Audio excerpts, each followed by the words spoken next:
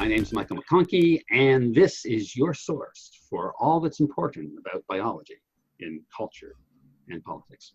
And I'm joined today, as always, by my co-hosts, the wonderful, lovely, and talented Patricia Vigneault. How you doing, Patricia? Oh, I like this one, three nice compliments. Can we do this every week? I'm doing well. Thank you very much. That's good. And always the mysterious Charles. How are you doing, Charles? I'm exhausted. He's exhausted. Charles was up to the wee hours of the morning last night, and so we're not really sure what we're going to get from Charles today, but maybe we can inspire him. I think he's going to perk up with some spirited debate. That's right. I'm sure we'll get him going. He won't be able to help himself. He'll get Exactly. so caught up. All right. Yeah. So let's see now. Any news? The website is up, Patricia. Our webmaster informs us that the website is up. I meant to look at it this morning, but I forgot. But it's up. What will people find on the website, Patricia? A very rudimentary place to watch our videos, get on our mailing list, and probably eventually we're going to add more content. But right now, starting small, you can find us at www.reactionnorm.org. And or you can connect with us on Twitter. Sounds great. Very good. Thanks for doing that, Patricia. Look forward to checking it out. And all of you out there should check it out too. Okay. And there's a link to our mail. We haven't really publicized this. We do have an email account, right? It's mail@reactionnorm.com. Is that right? Org. Or it's org, right? That's right. .org. All right. So, and presumably people can get that email address from the website, right? Mm-hmm. Yes. Okay. Okie dokie. So today what are we talking about? It's I'm sort of struggling with a title, but it's something to do with what does evolutionary psychology or related disciplines provide, or how does it help us understand what is happening with humans in relationship to, and I'm looking for a term here, I'm going to say like electronic media or electrified media or something. I'm looking for a term that will sort of put together both the traditional mass media and social media, because I think these things are kind of the same. Obviously, they're different in some ways, but they're also kind of the same in a certain way, and they're very much different from all the written media. Maybe we can get into that. The ways in which these things access or hack into parts of our brain. So we're trying to get at what is it that makes that creates the peculiar kind of effects that we get in relationship to these more electrified media, and can evolutionary biology tell us something about it? So I'm going to make a few points here about things that struck me, that led me to think this was a good topic, and then I'll throw it to each of you to sort of, either respond to that or to offer your own examples or whatever you want. So a few things. So first of all, 2 weeks ago, we were talking about political anger. And we made the point that while anger is evolved to serve certain kind of fitness, benefiting, or to benefit fitness in certain ways, in its original organic context, it had a natural break. Is that if you were actually confronting people, you had to at some point tone down your anger, either out of empathy or out of fear that they could get angry back and you could escalate into violence and to be too heavy cause. But now on social media, it's just these bubbles where people just push each other on to get more and more angry all the time. So that's sort of an example of where something's going on that's interacting with our evolved psychology, but interacting in a strange way. A slightly different example was last week. We were talking about, but the issue of pornography came up. And obviously, there's something weird going on with pornography. And there's sort of like this truism in community. I have a PhD in communication studies. I don't know how many people watching this know that. So that's partly why these topics interest me. But there's this truism, I don't know how literally true it is, but it's this truism that like every major media innovation, going back to like the sculpted, like early caveman sculptures, right? Photography, whatever, were all driven by pornography, to one degree or another, and usually quite significantly. And it's people working in these fields have argued that the VHS revolution was almost entirely driven originally by pornography. So there's something going on with pornography too. Like it's this, and particularly, you know, the way males consume pornography. This thing, I'm actually a little warm. Let me take this off. The cues that males get from pornography, the suggestion that these females are, you know, sexually, you know, in a state of sexual readiness, sort of thing, is you know, hacking into something inside our brains. And there's this older tradition of media scholarship going back well into the 20th century that has examined the way, the effects of people who watch television, particularly people who heavy viewers of television. And so correlations have been found along the lines that people who are heavy television viewers tend to exaggerate the amount of crime in their own neighborhood. They think, in their own communities, they think there's more crime than there actually is. They also tend to think that more people work in crime enforcement than actually work in crime enforcement. There's all kinds of things. They think that divorce rate is higher than it really is. All kinds of sort of distorted views. And of course, there's also, you know, actually another one I couldn't find. I was doing some research on this. I couldn't find this one, but I know I did read at one point that that people who watch a lot of sitcoms misjudge the extent of their own friend circles. They think they have more friends than they objectively actually have.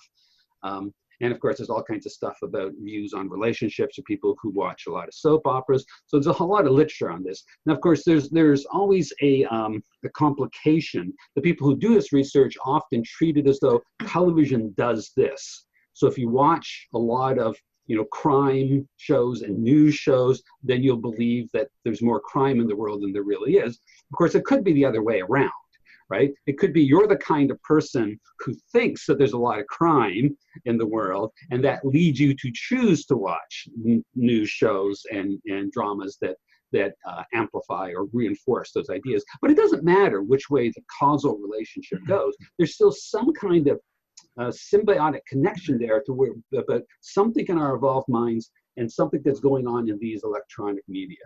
So now I guess the question I'm trying to get at here is that, well, you know, what is this connection? What are we doing when we're engaging with these media? Are we, you know, are we manipulating ourselves? Are we being manipulated?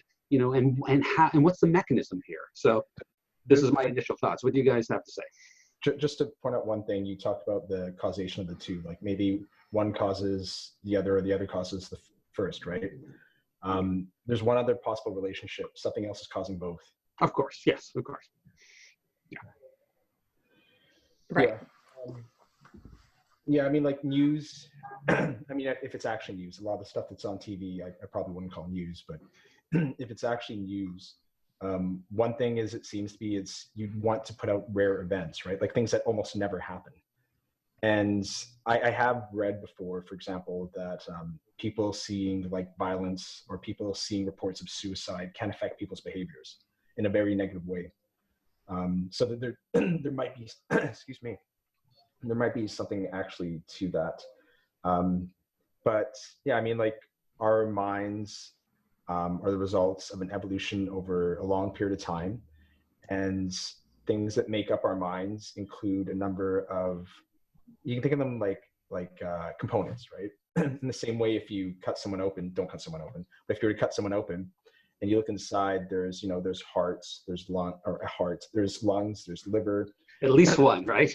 Yes, there's muscle, there's ribs, there's all sorts of stuff that has structure and it does things, right? And it's not meant to be separate, it's meant to kind of fit together and work together, but it has structure and it's evolved to do things. And same thing, it seems with the mind, there's structure to it and it's evolved to do things. And some of the structure you might perceive as like emotions, like you're happy, you're sad, you're enraged. It also might be the feeling you get when someone tries to cheat you. It might be that you can recognize faces, you know, easier than other stuff. Like for example, people see faces in clouds. They don't see clouds in faces, right? So it suggests maybe there's like something to your mind or brain that, you know, there to recognize faces, right? And we have that structure, but this structure, that's, while it may have work well, or it may work well most of the time, especially in the past we evolved in. It's not perfect, right? And sometimes the modern environment that we're in can not be exactly a match for what we evolved in, and it can just work in weird ways. Like, for example, if a human male, a guy, feels sexually aroused, he might go pursue whatever he's feeling sexually aroused. It might cause him to, like, pursue a female, do whatever it takes to woo the female and, to copulate. But, this day and age, you have porn. It's not to say there was no forms of porn before, like computers, but the computer stuff, now is pretty stimulating, right? Like, you can not just find images like you could, like, let's say 20 years ago. You can now get, videos, like you've had that for quite a while. And things like virtual reality and augmented reality are coming to give you a much, much richer experience. And even though you get the stimulation, you're not getting, it seems, what that kind of like structure to your mind was evolved for. It was evolved, it seems, to cause people to motivate people to go reproduce. Whether you're thinking that or not, you're probably thinking something more like, you just want to have sex, right? It leads to, reproduction and passing on the genes, et cetera, et cetera. But now we live in environments where, you get stimulated that way, and, you just kind of satisfy yourself. Maybe in the future when there's like robots, like sex robots, like maybe it's sex robots, but you're not having children result. And something maybe similar for, what we see in the news, right? Like, if you see a bunch of violence, well, that might affect how you behave, right? Like, maybe, the world's very violent, it's chaotic, it's unpredictable, don't spend the time, waiting for like the perfect thing, like, be more impulsive. Maybe you get induced towards that and all the behaviors that go with that. And it seems there's some evidence that things like the news do cause that. Yeah, that's my initial comment. Patricia, any thoughts? Well, yeah, I think that Charles, what he described really nicely is like the theory of the modular mind, right? And so that's what I kind of figured this was going to come around to in today's discussion. And I think that the theory was exactly like Charles put it really well, but it's the idea that and so this is like the mind, not the brain, obviously, that instead of sort of just being this like really like high level general computing device, is what we've learned, and what it seems like we're learning from AI and stuff, is that things that are really flexible and really good at doing a lot of different things, it's not because they're more general, it's because they've got a lot of really specific tools to do a lot of specific things. So like your iPhone, whatever, can do like a ton of stuff, not because it's general purpose, it's because it's full of apps that can do many different things, and having a lot of specialized little parts actually helps something become more flexible and sort of, let's say, like smart. So I think that this is the idea that in the mind, you're going to have like a lot of evolved modules that are going to generate desires in you that will then, make you behave in a certain way.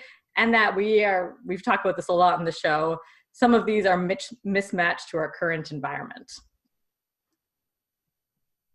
Yeah, so so I guess the upshot of that then is that we've got modules evolved for responding to situations in our environment that enhance fitness when they evolved. But now we're in a situation, and you both sort of referred to the mismatch idea. We're in a situation where we can either amplify or distort, as Charles might say, the what's going on in the world through the media, or we can actually artificially create experiences like television drama or film or something that triggers that. Right? I mean, like people go, it's just weird to me, but there are a lot of people who like to go to see horror movies. I never understood people who like to go see horror movies, but there's some kind of vicarious thrill, and they're clearly tapping into an evolved module to respond strongly to unknown occult threats, right? You don't, something that's not quite clear, but it's a threat to you, and so you're monitoring for it. You're sensitive to it, and and people seem to get some kind of pleasure out of having this thing manipulated or something, and I guess stimulated, and I guess that the pleasure lies in some other part of their mind, knowing there's not really a danger, but somehow trying, getting as close to experiencing a truly dangerous situation, when in some part you also know you're not in danger. I don't know if that's exactly what's going on, but I wonder about that. You see, if that were true, wouldn't it be almost impossible to masturbate to pornography? Because you're like, woman's sexually ready, but some part of my brain, she's not really. It's not really. Woman is sexually ready. So really, it shouldn't work, right? So I don't know. That analysis doesn't quite transfer from horror films to pornography. But I don't know. Something like that is going on. I don't know if that makes sense. There was something I remember reading a long time ago. I hate talking about stuff that I don't really remember fully, but it was something in that women's like responses sometimes get confused between getting scared and getting sexually aroused. Mm. Like for example, if you're driving a car and you have a girl with you and you start speeding really fast, it kind of freaks out the girl, but also kind of sexually arouses her at the same time. I feel like if you're gonna start brushing in those strokes, you kind of need to like have something a little better than like, I think I read it once. Yeah. Not to be like that person, but like, I don't know. I agree. I mean, it's an interesting idea, but I mean, it also gives the impression of being open without being grounded in anything. It gives the impression of being open to falling into wishful thinking or something. No, like I said, I hate mentioning it. I just like remembered it. It's probably in my Twitter stream somewhere. Yeah. But yeah, I mean, like you mentioned pleasure, for example. Like, is everything someone does about pleasure? Like, I don't know if that's strictly the case.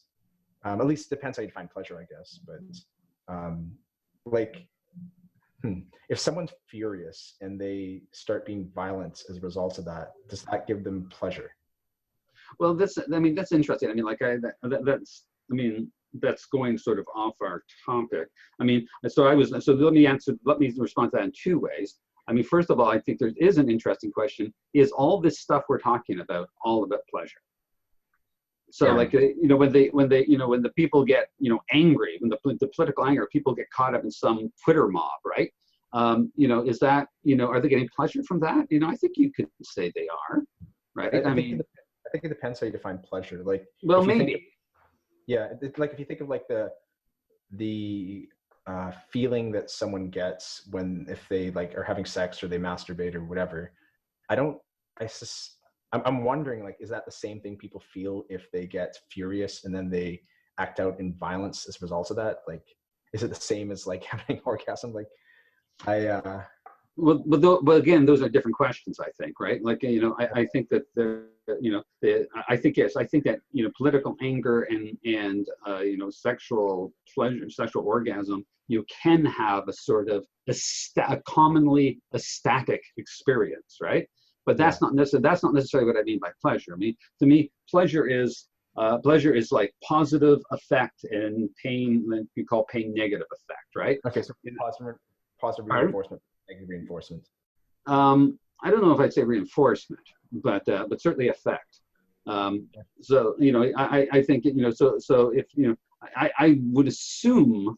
I mean, I guess my definition here would be that you wouldn't seek it out if it wasn't providing pleasure, right? If it was actually providing a negative affect, then and that's affect with an A, folks. So not you guys, but anyone else watching. I meant with affect of an A, right? That's it. So if you're getting a negative affect from it, you probably wouldn't seek it out. So I suppose you can accuse that of being a tautological argument, but I mean, I think it is kind of true, right? I mean, I'm defining pleasure by the thing that people are deliberately seeking. Okay. So So I think I was just like, what I was thinking of pleasure was much more restrictive, but okay, I get what you're saying. Yeah.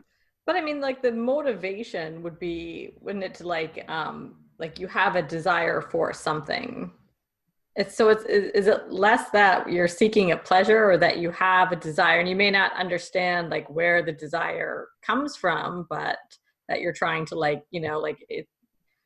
establish like status or prestige in some regard, or you're trying to, you know what I mean? Does that make sense? Is there a difference between, and I mean, obviously when you do achieve those things, it is maybe pleasurable, but that we're missing a step in the middle of what? I'm not sure. I mean, certainly, I think that the if you're assuming your desires are, assuming you're well adjusted in the sense that you're, and I better quickly jump to the sense. If you're well adjusted in the sense that that all your adaptations are operating to enhance your fitness, then I think your desires are going to be something that's tied together with positive effect, right? Right. So in that sense, yeah, I mean, you anytime you're fulfilling your desires, you're going to get pleasure, and and you're actually going to probably have dopamine going off in your brain, right? Because that dopamine is there to encourage you to do the things that enhance your fitness, right? Right. So in that sense, I think that I don't think there's any separation there. Now you're saying we're missing a step in the way. I don't know. I was just trying to think through, because I mean, nobody really thinks it's like, I'm going to watch this sitcom because it's maybe like pleasurable, but maybe you're like, I'm feeling lonely. The house is quiet. I feel like being around people. I'm going to turn on the TV. And then I feel good because, now it feels like I'm around people, and you hear voices and you can see people interacting and doing things. And so I just feel like it's more about like people, I guess sometimes, I mean, yes, it is pleasurable, but that doesn't, it's not necessarily like the motivation that happens in your head when you think it through. Okay, so I think I know what you're saying there. So I mean, like, it seems to me though that there can be like, just say someone's choosing to watch a sitcom, right? I mean, there can be a range of possible motivations, right. Some of which can be conscious and some cannot be, right? Mm-hmm. I mean, just watching shows, it's my favorite show, right? And so I want to watch it, and therefore it's pleasure, right? Right. I get pleasure in watching it because I like the characters and I think the writing's funny or whatever it happens to be, right? So that level, right? Then there's another level of, like you're saying, I just want to have it on as background and makes the house feel less quiet or empty, right, or lonely or something, right? And that can be the thing that ties into, right? Because there's not crime or high drama, right? It's sort of fun and friendly, right?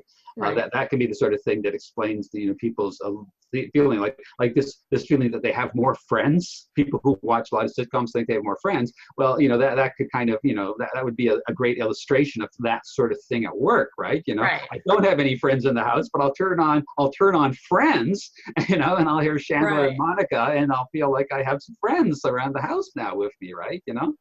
And especially, I guess, especially when it gets into reruns, and you kind of know all the stories and everything, right? Oh, this is, so I think there might be something like that. But I think there's a variety of motives in terms of making. Yeah, and I guess that's kind of why I wanted to, instead of just saying that like we're reducing it to pleasure, I guess I'm saying is that the motivations take you in a number of ways, and then it kind of fork backs to that.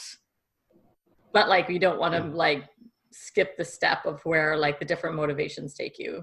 Yeah, sort of why they're there and what they're evolved to do, even if it does bring you to the same endpoint.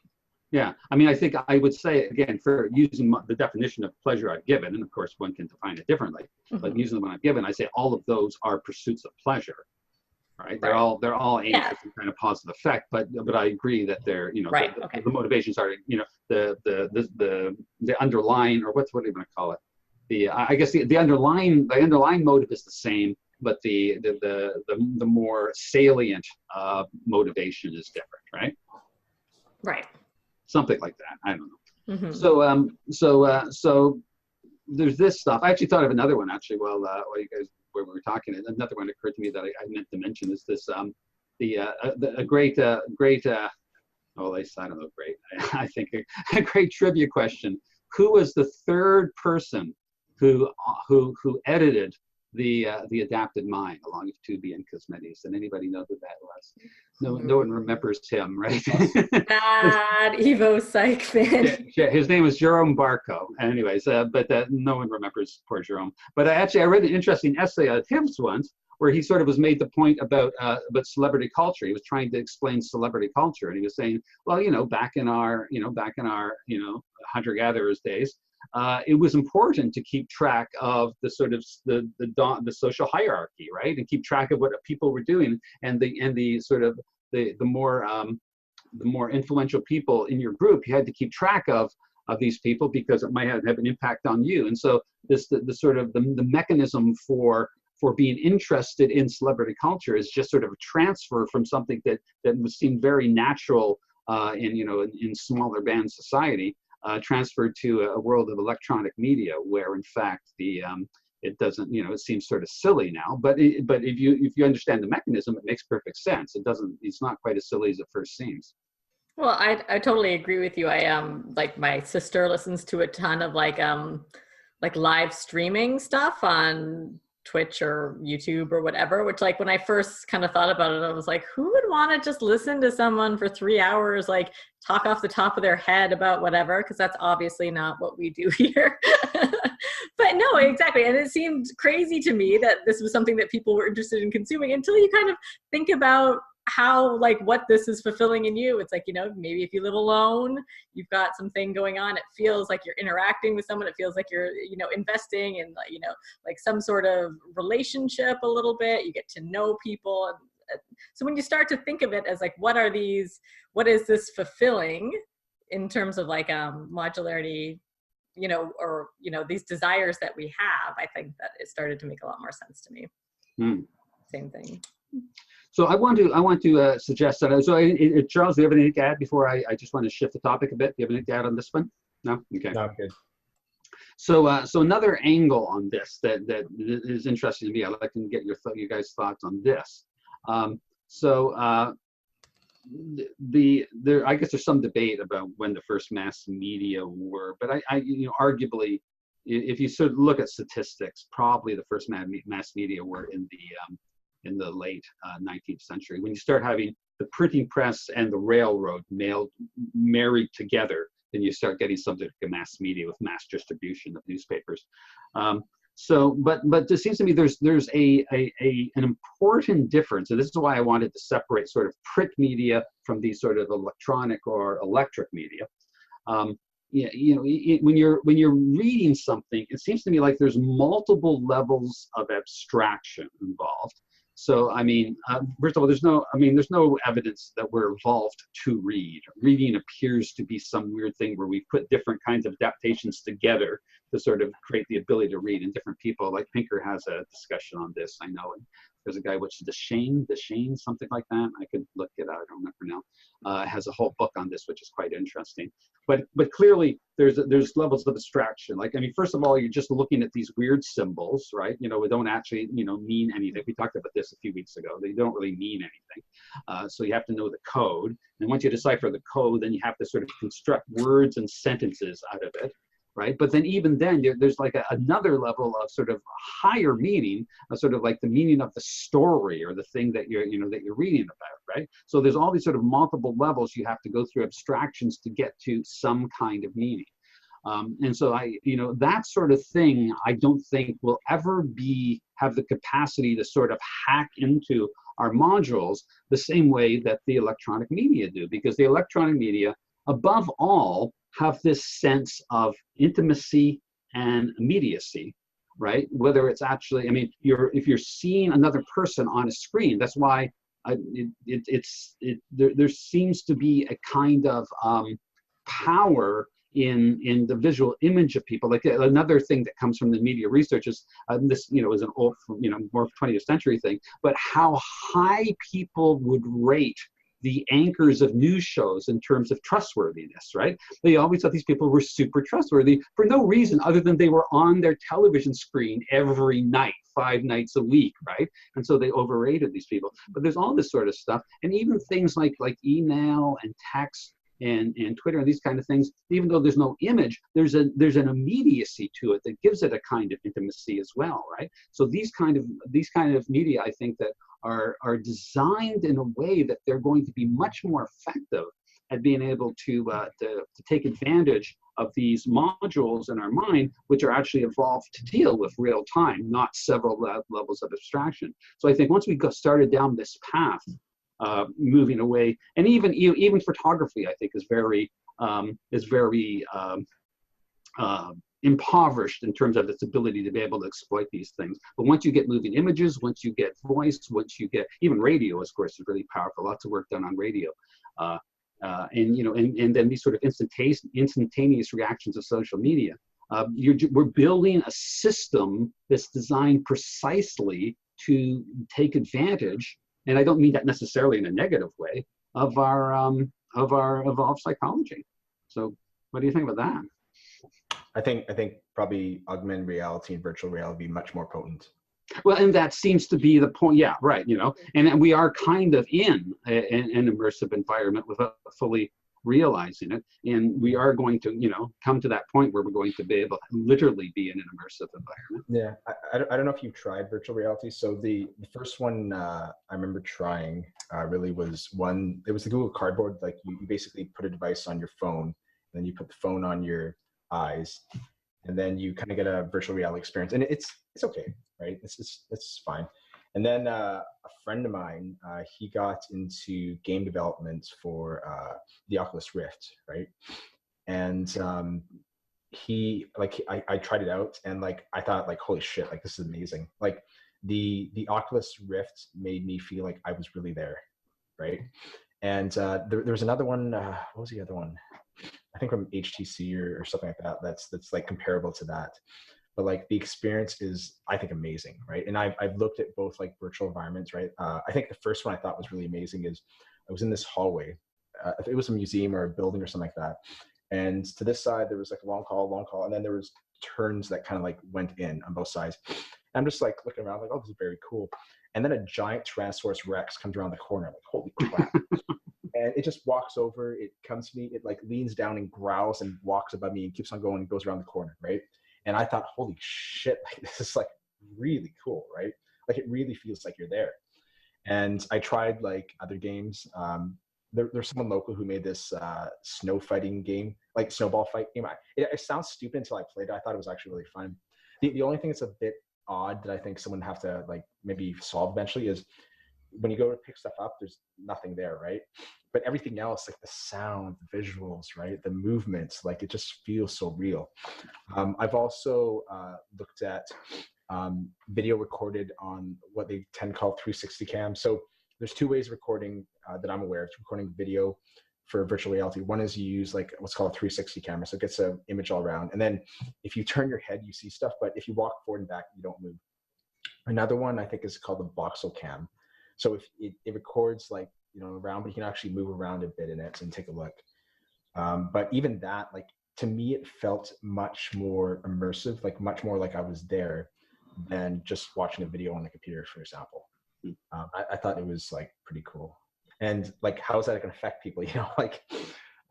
Imagine I know just because I've been in tech for a while that a lot of the stuff was used for pornography, right? Not everything, but pornography in games, video games seem to drive a lot of stuff. I remember say in the 1990s,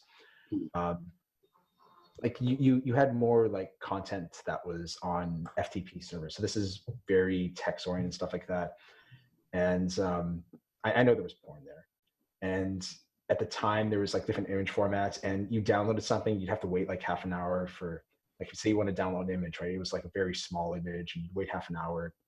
And then you'd have to then desperately find any, program where you could view the actual image, right? And it was a clunky experience. But what seemed to drive the adoption of the web was that it came built in with a bunch of image viewers, and you could just click on a link, download, and it would show up, right?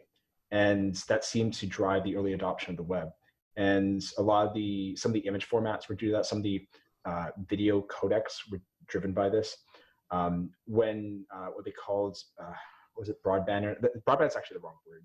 I if you're a specialist, like it kind of annoys you that they call it that. But anyways, when kind of like the higher speed internet came out with over cable internet and the DSL internet, it seemed like one thing that people want to do a lot with it is they wanted to watch short porn clips, right? Short video clips of porn.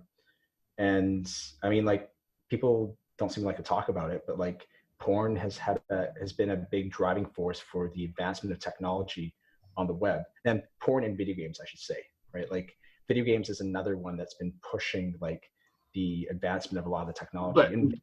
But porn long predated video games, though. Well, it depends what you think a video game is, right? Okay, fair enough. What I suspect a video game might be, it might be stimulating is motivations some individuals have for, like, say, status seeking or accomplishing things, or however you want to kind of like frame that. Because you do all this work, you master all these skills, you feel like you're accomplishing a lot, but like it doesn't actually matter for your life, right? In some ways, like think like porn, like playing a game is fun, right? You're stimulating something, but in terms of like what those, you know, like structures in your mind might have been actually created for to try to like get you to do, like you're not getting it. Like you look at porn, like you're not reproducing. You play video games and master it. You didn't increase your social status. You didn't increase your abilities to like get resources or, you know, reproduce or anything like that. It's just you play the game. It feels like you did, right? You're stimulating it, just like with porn, but it's like you're not actually doing the end result that it seems to be like designed for. Yeah. So there's a couple directions to go with that. Actually, do you have any thoughts, Patricia, on that before I jump in? No. Okay. So okay. Well, there's a couple directions to go with that. So I mean, like, the first. I'm okay. So I want to cover both the things I'm thinking here. So I try to remember the second one and go to the first. So, but what do you do, the two of you, when the virtual reality thing becomes reality, right? I mean, what's it going to be used for? What are people going to use? Like now it's sort of an experimental thing, you know, and like you see Tyrannosaurus come down a hallway, right? But when it's actually going to, you know, become a mass marketed thing, what are people going to be going to do it for? Just to say it explicitly, like there's kind of two things that fall under that kind of virtual reality. Like one is like where you put something on and you're taken to another world, right? You're in another place. The other one where you put something on or put something in front of you and you're in the current world, but stuff is put there virtually, right? So those are two different things. What it seems like is virtual reality has a lot of uses within video games, but also pornography, right? And I think we've banged on the pornography drum enough. Like, maybe. Can we think of some other examples, maybe? Because I feel like we like get it, and it's like a good example. It's an easy example, but I think there are probably like other also interesting examples, and maybe we could like move in. Yeah, I mean, pornography is I think a good one because it is a good one, but I think that we've like you know like I think it's fleshed it out enough, but then I kind of didn't. I mean, it's not just to me. It's not just that it's. There's more to it, more going on here than pornography, obviously, right? But I think that, you know, I don't think it's we've excessively gone over it, because I think I'm like the prude of the group, right? Maybe, but I mean, I think it's important. It's not just interesting; it's important, right? I mean, because it has driven so much of this technological development, and I think it's and this is just occurring to me now, actually. I mean, like, it's a way to exploit modules in like of all the sort of, you know, male appetite. I mean, of all the appetites, you know, probably, you know, arguably the most extreme of those, whatever by appetite I mean, you know, an adaptation, the module is adapted for pursuing something, you know, vigorously, right? Probably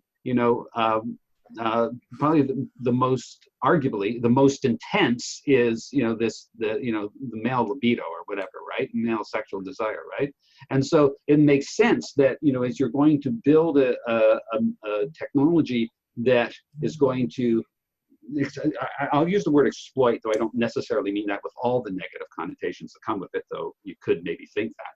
to exploit a module, that would be the one that would be most obvious in terms of, of trying to tap into, right? So I don't think it's a coincidence that you look through the history of the innovation of communication media, that time and time again you find pornography sort of leading the charge. But the interesting thing is that it becomes sort of a template for others. Once you learn how to manipulate that module, then you can start figuring out how to manipulate other modules, like things around, romantic desires, around fear, fear even as a positive thing in horror movies or something, as a pleasurable thing. But that becomes sort of the template for all these other forms of media that can tap into other kinds of modules and again, exploit them with being overly negative in terms of that characterization. So I think that it's a useful and interesting illustration. But you're right. There's all kinds of other things, and like I brought up the thing of celebrity culture, right? I mean, that's another example of how being conscious of social dominance in your society and keeping track of that is valuable, and now it gets sort of transferred to focusing upon movie stars and people who actually have no bearing on your life at all, but it's tapping into something that had a very good evolutionary explanation and fitness enhancing adaptation at the time that it evolved, right? Mm-hmm. Yeah, I was actually like, when you talk about the celebrities, I was thinking in my head, what does it say about a person who does not care at all about celebrities and is even turned off by it, the whole thing? Yeah. I mean, what does it say? That's a good question. Do you think that there is anybody who actually doesn't care about celebrity culture at all, or they just have a different set of no? But you didn't let me finish. They have a different set of celebrities in their mind? That's exactly what I was going to say. That's right. That's exactly what I was going to say. That's right. Yeah. It's possible. So you would say that you don't have any people that you sort of look up to that would have like rock star status that you'd be like excited to meet or follow? No, there's I think like the closest you could get to it is someone I think I could learn from, but I tend to. I'm going to call you out on this because when we went to HBES together, you were like all excited and like telling the group, you guys, like, guys, I got to talk to like John Tooby and da da da da. So I'm going to call you out on this because that was status in our group. Look, I met this academic, I hung out with him, I asked him questions, and I feel like if you did not hold him in such high esteem, then this would not have been like something you came back to our like silly reading group, our little reading group, as like a good piece of, That was more to rub it in Michael's face. Because he, for example, I knew really wanted to talk to John too, right? And then that's not true. That's not true. I didn't particularly want. There were other people I wanted to talk to, not so much. And then you left, and I was hanging out for him for a bit. I just messaged you like, "Hey, I'm hanging out with him now. Like, you should like be here." You always talk to people who like you talk to. I know, and stuff. I know, but yeah, but that's true. That was true at the time, Charles. But you have brought it up countless times since. With the context didn't quite suit your narrative quite as well as it does, the narrative you're trying to make at this moment. I still think it's pretty funny. Whatever. So this leads to a whole discussion about Michael's social awkwardness. Anyways, let's move on to a different talk. I guess the last issue that I wanted to address in this,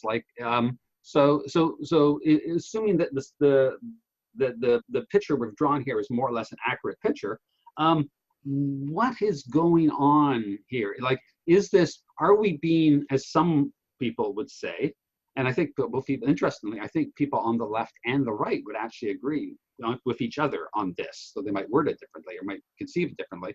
One way of looking at this is that we're being exploited. People who produce these media, these social media networks that produce these television shows or whatever are exploiting us in some way. So is that true?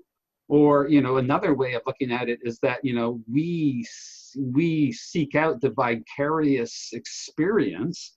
And like I was saying for the horror movie, right? Like it's a lot more fun to be scared when you know you're safe, right? Sort of thing, right? And so maybe, and like it's, and to go back to oranges for a second, it's, it's nice to have sex knowing you're not going to contract the venereal disease either, right? So so is it possible that that we're, rather than being exploited by people who produce these media, that we're the an eager market anxious to have our modules hacked so that we can have vicarious experiences, maybe in a safer environment or a more controlled environment or a more focused way or whatever, right? I mean, there's different kind of motivations you could subscribe to why we seek these things out, but is there a third option that I'm not covering? So here's my thought. I gotta like frame this a bit. Okay, so have you heard the term wireheading before? I'll just explain. So I mean, if I remember correctly, I think there was some kind of monkey that they stuck like a wire into its brain, and they put it in a certain place, and they attached the wire to a button. And if the monkey pressed the button, it caused electricity to run through the wire, and it caused the monkey to feel pleasure, right? And a lot of pleasure. And if I remember correctly, I think the monkey just kept on pressing the button over and over and over and over again, and I think like starved to death or something like that, just because it kept on getting this kind of positive reinforcement, right? And I think it was a rat, wasn't it, that did that? I think it was a rat. Maybe it was a rat, but I remember they probably did both. Yeah. So the reason I brought that up is I think like humans often, not all, but often they'll seek out stuff that kind of stimulates them in this way positively, right? And you think like porn, like you can explain to someone, hey, you shouldn't look at porn, it's not helping your reproductive fitness, et cetera, et cetera. But people still do it, right? Like a lot of people. And it doesn't matter whether you explain it. It's like they want the stimulation. Like it's not really about, like, it seems like most people don't care about like what's actually the end goal, what's actually the evolved purpose of this. They just like pursue like the stimulation, right? I totally disagree with that. Okay, give me an example. Okay, so like here's the thing, right? I think that like I'm not disagreeing that there is sort of like there's layers of this, right? But I don't think that we want to throw sort of like the nuance and the idea that like you do have sort of higher order thinking and you are able to sort of think through your actions. So yes, like a lot of people are probably consuming pornography and stuff, but I think that you also know that if you are sort of known as someone to your peers that just consumes a lot of pornography, that probably society is going to view you in a way. So I think that, I guess is what I'm trying to say is that it'll be interesting to see, like, as we get more of these technologies that hack our modules and that are sort of,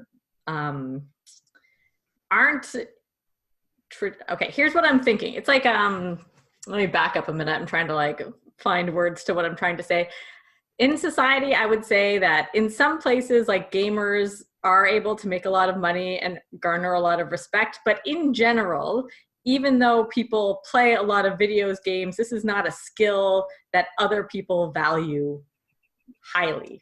That's not true. It's now valued quite highly. Like, so there's if you can reach the highest level, so that's why I did like qualify with some people will, but like the average person who's playing Fortnite or whatever the game du jour is, I don't know, I don't actually game. I would say that like this is not like for the millions of people who are playing games, like what percentage do you think are the ones that are like actually like wielding social prestige from it?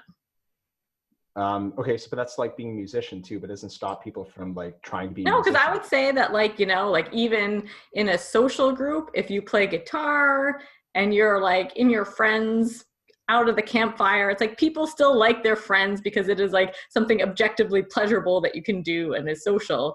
And it's like the same thing. Like I was actually thinking of another example. So like we've sort of one way that we've kind of taken video game technology, I would say, and maybe adapted it a little bit is now like, let's say you join the Army or whatever, Air Force or whatever, you can be like a drone pilot instead of having to go and like fight overseas and, like Sure. break into a house yourself. So do you think that sort of being like a veteran is going to garner the same amount of social prestige when you know that you were effectively just playing a video game all day rather than like putting yourself in direct harm's way and doing something that was viewed as like brave?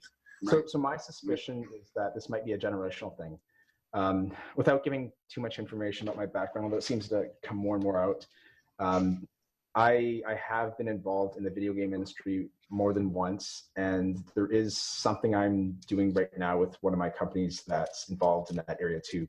So I spent some time talking to a number of like young people, like either people in their like say early 20s or in high school or elementary school, about what they think about all this.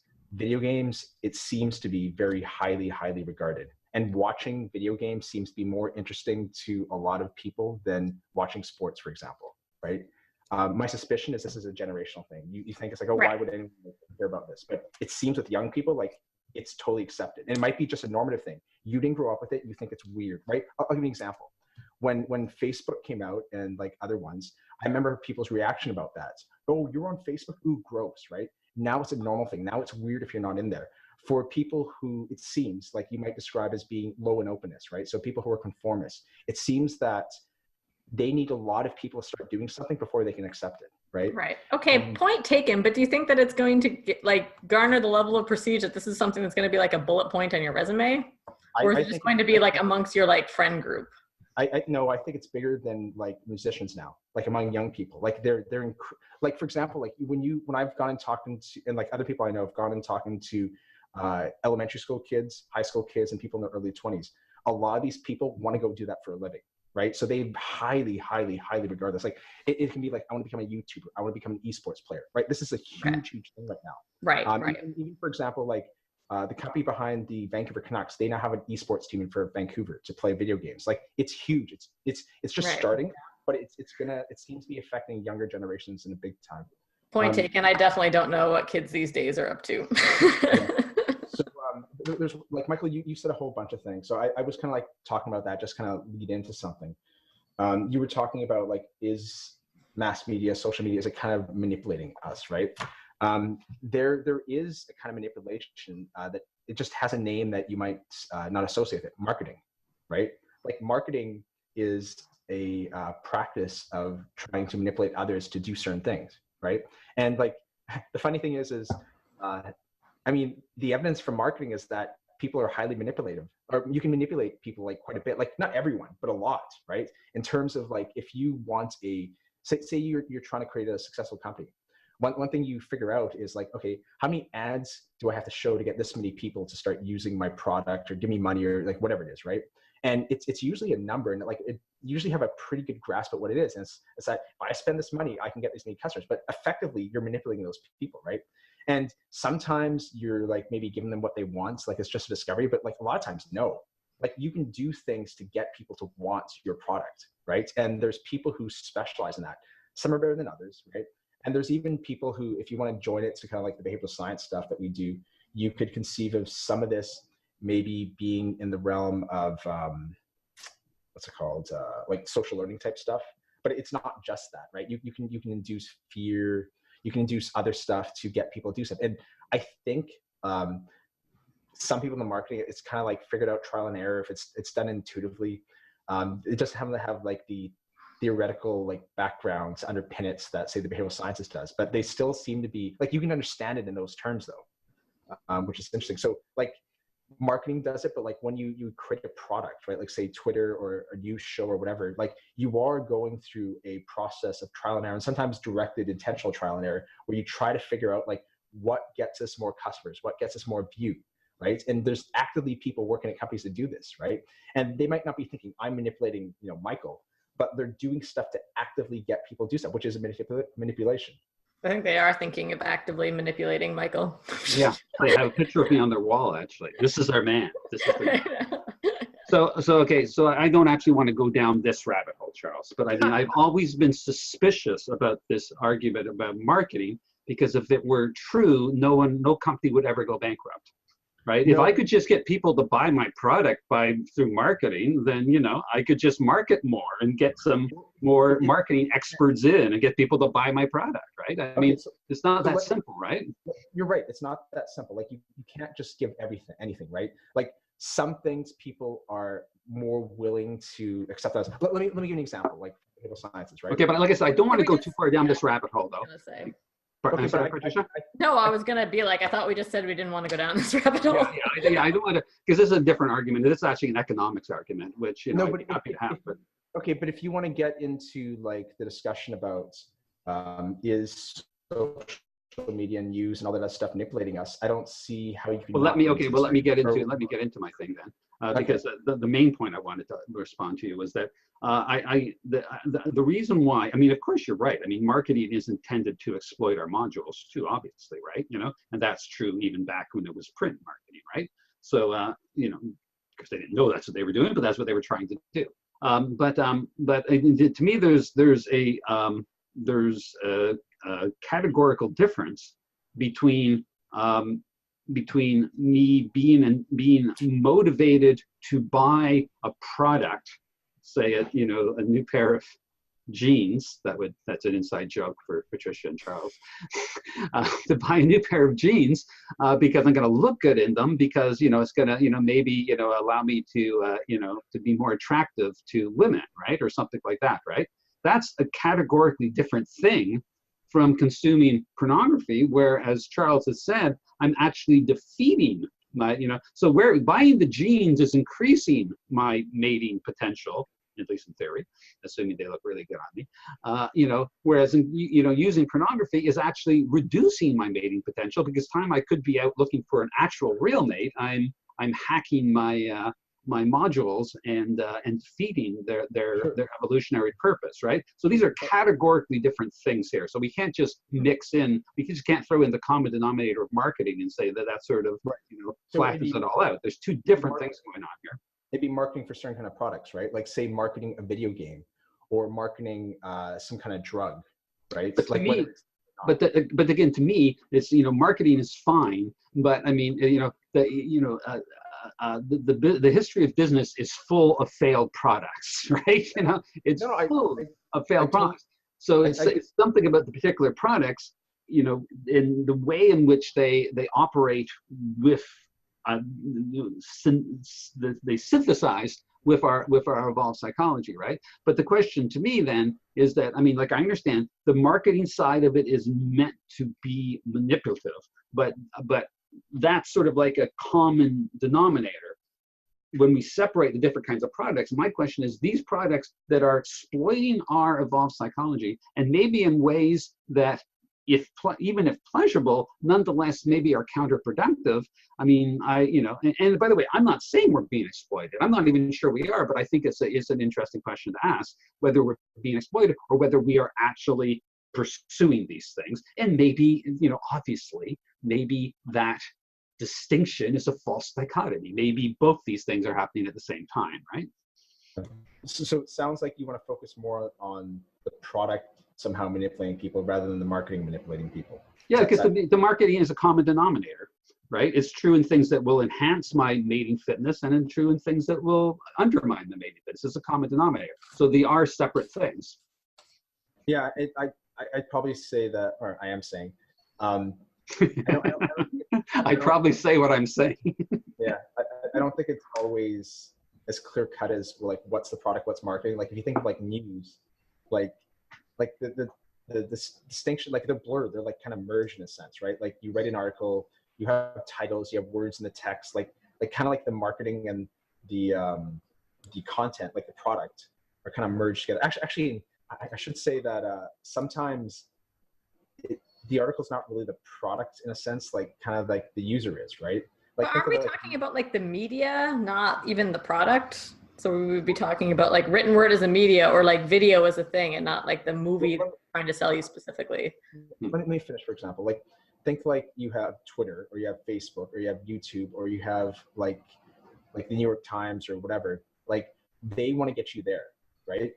But you're not really the customer, because you're not giving them anything. What you're doing is you're there and you're paying attention, and they put ads in front of you. Like you're the product, and they're selling that to advertisers, right? This is what's this got to do for our topic of discussion? This is all true, and this is like common knowledge in communication studies. Everyone knows this, but what's the point you're making for the topic at hand? I don't understand. Yeah, I'd say maybe the point is that they're trying to attract you, right? To Who's come they? there. Sorry? Who's they? Whether it be Twitter or Facebook or YouTube or the New York Times or whoever, they want people to come to those sites and they want them to pay attention so that they can put ads in front of you and sell those ads or that ad space to advertisers. And that's how they make money, or part of how they make money. But if that's the case, maybe it's not correct to look at like what these organizations are doing as selling a product in a sense. I'm just trying to like maybe push that word away, because it's not just that, they're just trying to attract you somehow. Well, okay, but I mean, like, is this meant to be an argument against the exploitation explanation? No, I'm just thinking in terms of like, from the users and like even the company's point of view, they're not really trying to get you to buy anything. They're trying to track you somehow. Like whether, like what would. But okay, so that's fine. But that is okay. So that is of course not only perfectly consistent with, but even sort of lends weight to the exploitation argument, right? Yeah, I'm agreeing. Because you're agreeing with me? Yeah. Oh, well, that's not nearly as much fun.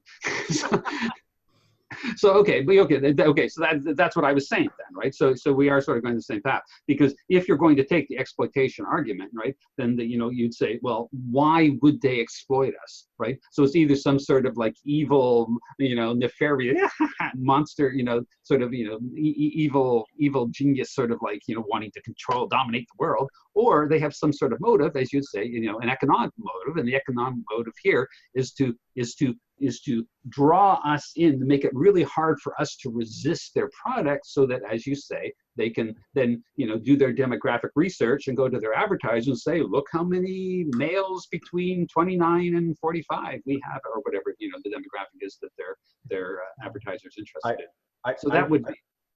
I've been in situations where I've been in these meetings at these companies, like both big and small, right? So I'm very aware of like what kind of meetings and what kind of motivations go on in many of these companies. And I haven't worked at every company, obviously, but I assume it's a lot like the ones I've been at.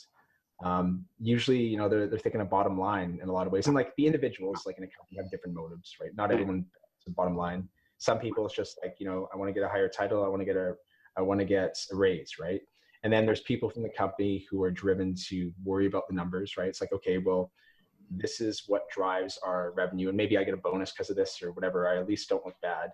And well, what can we do to increase this? And then it trickles down to various people, and different people have different kind of titles. There might be marketers, there might be other type of people that make decisions.